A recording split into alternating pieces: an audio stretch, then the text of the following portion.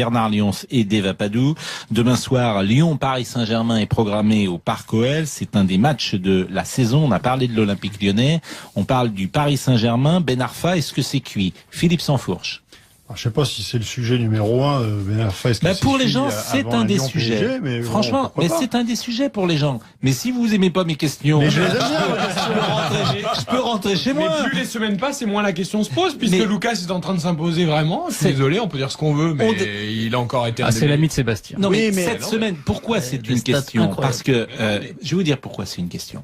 Parce que Paris a été bon cette semaine pendant 40 minutes. On sent quand même qu'Emery arrive peu à peu à faire ce qu'il veut faire, et on l'a bien vu à Arsenal, et que dans ce système-là, Ben Arfa, il n'y a pas beaucoup de place. Bah, c'est pas complètement vrai ce que vous dites, puisqu'il est rentré sur les 20 dernières minutes et qu'il a changé son système en partie pour le faire jouer. Il n'a pas été bon. Il n'a pas été bon, il n'a pas non plus il va pas se réfugier derrière le corner. Lucas marque sur le corner de Ben Arfa. Lucas a été nul pendant une mi-temps et on nous a expliqué qu'il avait fait un match grandiose. Bon. Non, il a fait Lucas a été le meilleur joueur de la deuxième mi-temps. Tu peux dire ce que tu veux.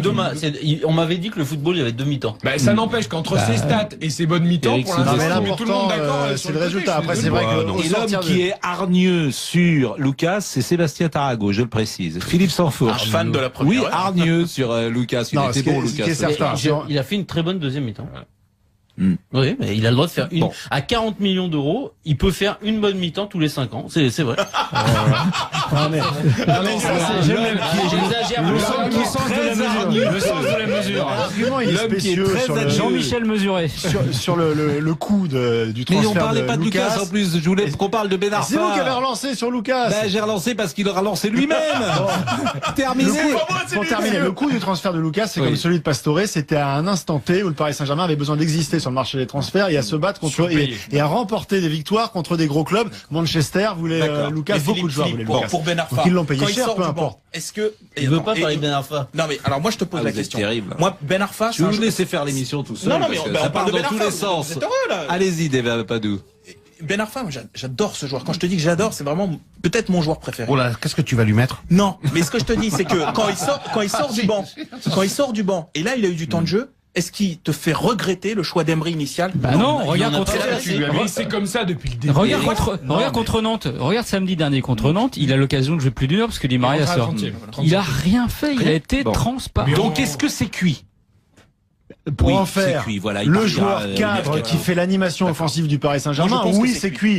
Mais c'était pas gagné. Aujourd'hui, quand il y a un absent sur la ligne offensive, qui Emery titularise-t-il? Blaise Matuidi. Voilà. Donc ça a du sens pour Rézé, n'oublions pas Rézé, et Ben Arfa, et qui effectivement n'en font pas assez pour se faire regretter. Première question. Deuxième question, c'est le 4e test du Paris Saint-Germain.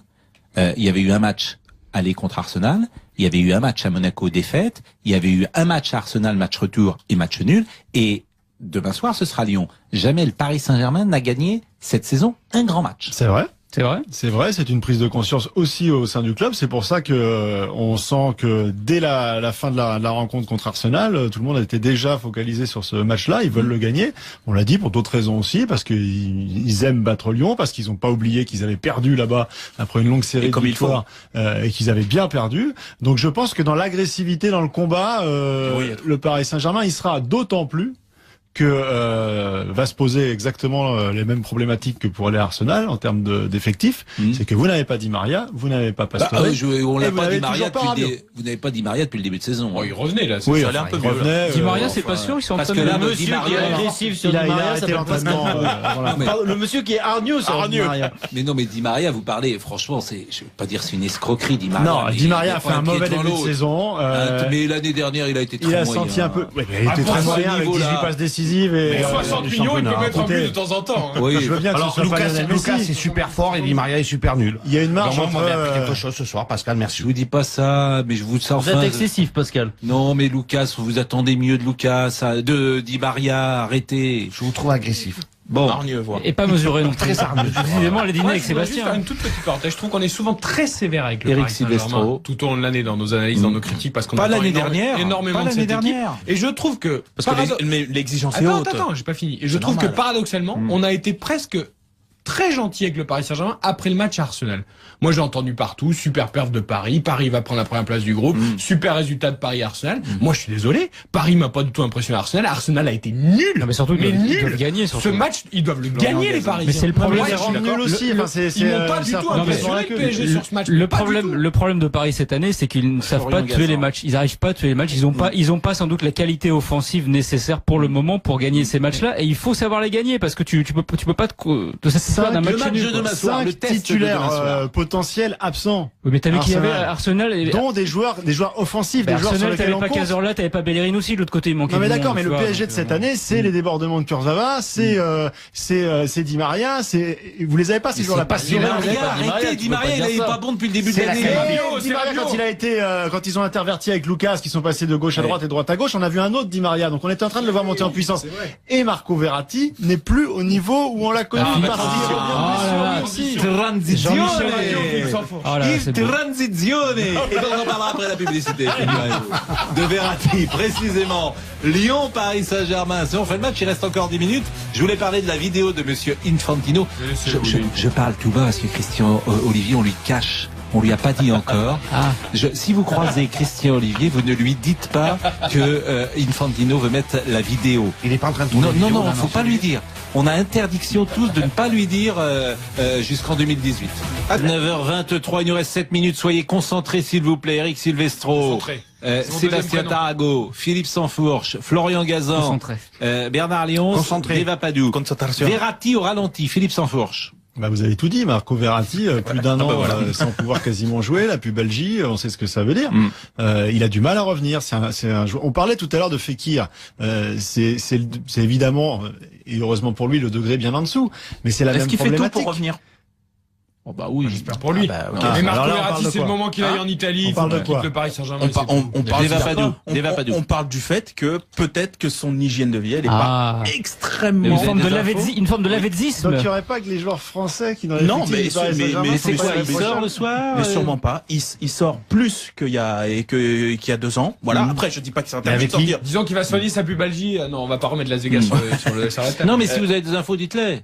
Et là, il vient de le faire. Par exemple, Lavezzi, il fallait le mettre dans le taxi à 4h du matin de temps en temps. Non, mais je dis pas que Verratti. Il était porté par les Verratti, c'est pas ça. Je dis juste qu'il s'éparpille beaucoup plus en dehors du terrain. C'est une réalité, le club le sait et travaille dessus. Très vite. Pronostic demain, Lyon, Paris Saint-Germain. Deva Padou. 2-1 pour Lyon. 2-1 pour Lyon. J'allais dire 2-1 pour Lyon, je vais dire 3-2. 3-2 pour Lyon. Florian Gazan. Un partout. Je zappe Philippe Sansfourche parce qu'il n'aime pas les pronostics. Je zappe Tarago parce qu'ils n'aiment pas se mouiller. Je veux bien me mouiller, mais c'est mon dada. Je veux bien me mouiller. Je regarde les stats de Lucas, c'est 9 buts maximum dans une saison. Mais un partout à but de Lucas. Un partout. Et Eric Silvestro. 2 partout. Bon, j'ai d'autres choses qu'on va évoquer à présent, et notamment la journée de ce soir. RTL. On refait le match. On refait le match sur RTL. Nantes-Lille, le match de la peur. Est-ce qu'il faut avoir peur? Le match de l'ennui, plutôt, pour les non? spectateurs. Il y a déjà eu des incidents à Nantes. Il y a déjà eu des incidents. Oui, visiblement, je viens de voir juste cela, des incidents en ville. La police a dû intervenir pour contenir une centaine de personnes qui voulaient forcer l'entrée du stade Marcel Sopin avant le coup d'envoi du match de CFA Nantes-Rennes. Et la rencontre de L1 Nantes-Lille prévue à 20h.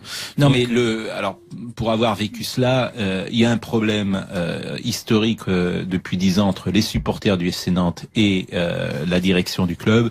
Au fond, les supporters n'admettent pas que quelqu'un de l'extérieur soit venu pour changer ce club. Voilà, et c'est une poignée de supporters, c'est une minorité active qui refuse l'idée que Valdemar Kita soit président du FC. Et la vraie question, c'est est-ce que Valdemar Kita, comme il l'a dit il y a c'est quelques 100 jours, personnes à chaque fois, hein, est prêt à vendre le club? Non, pas du tout. Pas du tout. Il a pas envie du tout de vendre le club. Après, il devrait peut-être, c'est son argent. Il a mis 100 millions d'euros depuis le départ pour des résultats qui ne sont jamais venus. Nouvel entraîneur à Lille. Colo à la place de Antonetti. Oui, enfin c'est une solution intérimaire. D'ailleurs, Patrick Colo l'a l'a rappelé hier. Courte durée, Michel Sédou l'a dit vendredi soir sur RTL. Voilà, maintenant. Le poste a été proposé à Laurent Blanc, qu'il a logiquement décliné. Tu passes pas du Paris Saint-Germain à Lille.